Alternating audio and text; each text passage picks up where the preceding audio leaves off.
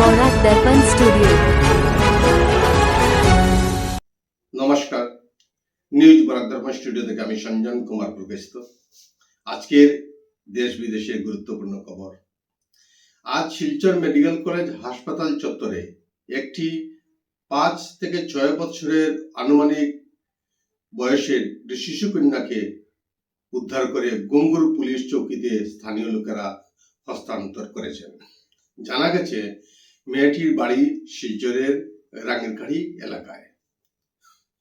আজ সকালবেলায় মেয়েটি বাড়ি থেকে বের হয়ে একটি অটোতে চড়ে শিলচর মেডিকেল কলেজ হাসপাতালে গিয়েছিল।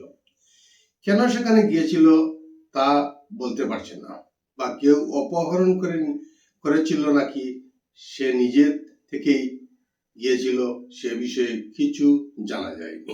বর্তমানে পুলিশি হেফাজতে আছে। ইউএসটিএম এর উপাচার্য অধ্যাপক জিডি শর্মা জাতীয় সামাজিক বিজ্ঞান একাডেমি নির্বাচনে সভাপতি পদে নির্বাচিত হয়ে খুব শীঘ্রই দায়িত্ব গ্রহণ করবেন।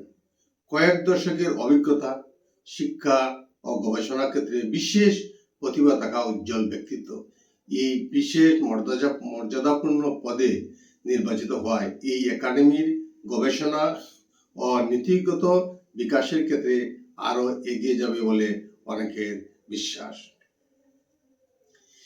কেন্দ্রীয় স্বরাষ্ট্রমন্ত্রী অমিত শাহ গতকাল গুজরাটের রাজধানী গান্ধীনগরে উপস্থিত হয়ে অপারেশন সিন্দুর নিয়ে বিস্তারিত তথ্য বক্তব্যের মধ্যে তুলে ধরেন। ভারতীয় সেনাবাহিনী পরিকল্পিতভাবে পাকিস্তানের বিমানবন্দর এবং জঙ্গি ঘাঁটি গুলাকে ধ্বংস করেছে নির্দিষ্ট সময়সীমার মধ্যে, দেশের সাধারণ নাগরিকদের কোনো ক্ষতি না করে। ভারত পারমাণবিক হুমকিকে ভয় পায় না, যে কোনো পরিস্থিতির মোকাবিলা করতে ভারত সর্বদা প্রস্তুত। Indian Space Research Organisation ISRO এর 101তম মহাকাশ মিশন ব্যর্থ হয়েছে। অন্ধ্রপ্রদেশের শ্রীহরিকোটার মহাকাশ কেন্দ্র থেকে এই উপগ্রহটি উৎক্ষেপণ করা হয়েছিল। EOS-09 মিশনের তৃতীয় ধাপে বিপর্যয়ের কারণে মিশন সফল হয়নি। সংস্থা জানিয়েছে এই উৎক্ষেপণটি ছিল 101তম প্রচেষ্টা। উল্লেখযোগ্য যে 21টি সফল উৎক্ষেপণের পর এটি PSLV রকেটের তৃতীয় ব্যর্থতা। বিশেষ করে সীমান্তের নজরদারি আরো মজবুত করার উদ্দেশ্যে এই উপগ্রহটি উৎক্ষেপণ করা হয়েছিল। গতকাল রাত্রে লামডিং ওভারলোডিং এ বাস বোঝাই ট্রাকের ধাক্কায় ঘটনাস্থলে এক ব্যক্তি নিহত হয়েছেন। ঘটনাটি ঘটে লামডিং হাফলং সংযোগকারী 27 নম্বর জাতীয় সড়কের ইটবাট্টা চারিয়ালিতে। ডিমাহাসাও থেকে ট্রাকটি অন্ধ্রপ্রদেশ যাচ্ছিল।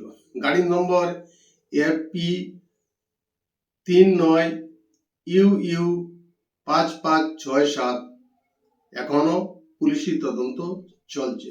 কোকরাঝাড় জেলার পার্বতজোড়া বসবাস্তির বাড়িতে আদানি গ্রুপের তাপবিদ্যুৎ প্রকল্পের জন্য 3600 বিঘা জমি প্রদান প্রক্রিয়া শুরুর পরই এলাকায় ভূমিপুত্র বড় জনগোষ্ঠী BTR পরিষদের সরকার ও আসাম সরকারের বিরুদ্ধে তীব্র প্রতিবাদ জানিয়েছে।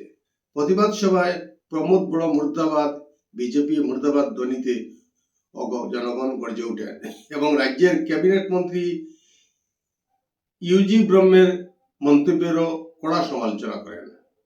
ষষ্ঠ তফসিলিভুক্ত এলাকায় বহিরাগতরা জমি কিনতে পারবে না, এটা কি মন্ত্রী জানেন না? প্রতিবাদী সভায় রক্ত দেব, জমি দেব না, এই ধরনের নানা স্লোগানে পরিস্থিতি উত্তপ্ত করে তুলেন স্থানীয় প্রতিবাদীরা। নয়াদিল্লিতে সংস্কৃত পণ্ডিত জগৎগুরু রামভদ্রাচার্যকে 58তম জ্ঞানপীঠ প্রদান করেন রাষ্ট্রপতি দ্রৌপদী মুর্মু এবং প্রখ্যাত উর্দু কবি ও গীতিকার গুলজারকে 2023 সালের জ্ঞানপীঠ পুরস্কার ভূষিত করা হয়েছে। রাষ্ট্রপতি মুর্মু ভারতীয় জ্ঞানপীঠ ট্রাস্টকে প্রশংসা করে বলেন, এই ট্রাস্ট 1965 সাল থেকে ভারতীয় ভাষার শ্রেষ্ঠ সাহিত্যিকদের পুরস্কৃত করে আসছে। ভারতের বাণিজ্য মন্ত্রক এক বিবৃতি জারি করেছে, স্থলপথে বাংলাদেশি পণ্যের আমদানি সম্পূর্ণরূপে নিষিদ্ধ ঘোষণা করা হয়েছে। শুধু কলকাতা ও মুম্বাই বন্দর পথে পণ্য আমদানি করা যাবে। এই ঘোষণায় বাংলাদেশের বাণিজ্যে প্রভাব পড়বে 42% ঘাটতি। বাংলাদেশের প্রতিবেশী রাষ্ট্র ভারতের প্রতি বিদ্বেষমূলক মনোভাবের জন্য আগামী দিনে হয়তো স্থলবন্দরও বন্ধ হয়ে যাওয়ার সম্ভাবনা আছে। ভারত পাক সংঘর্ষ বিরতি রবিবার পর্যন্ত বলবৎ থাকবে। শান্তি আলোচনার জন্য প্রস্তুত শাহবাজ শরীফ। বৃহস্পতিবার উভয় দেশের ডিজিএমও পর্যায়ে আবার হটলাইনে কথা হয়েছে। পাক বিদেশমন্ত্রীর দাবি, এই সংঘর্ষ বিরতির মেয়াদ বৃদ্ধি করা হয়েছে। হামাসের সঙ্গে ইসরায়েলের যুদ্ধবিরতি নিয়ে নতুন করে আলোচনার দরজা খুলেছে, তবে এর মধ্যে গাজা ভূখণ্ডে ইসরায়েলি হামলা অব্যাহত। শনিবার রাত থেকে ইসরায়েলি হামলায় অন্তত 103 জনের মৃত্যু হয়েছে বলে স্থানীয় হাসপাতাল সূত্রে খবর। বিশেষ করে হাসপাতালগুলিকে বেছে বেছে হামলা চালাচ্ছে ইসরায়েল। আজকের প্রতিবেদনে এখানেই সংক্ষিপ্ত বিরতি টানছি। নমস্কার। न्यूज़ बौराक दर्पण स्टूडियो।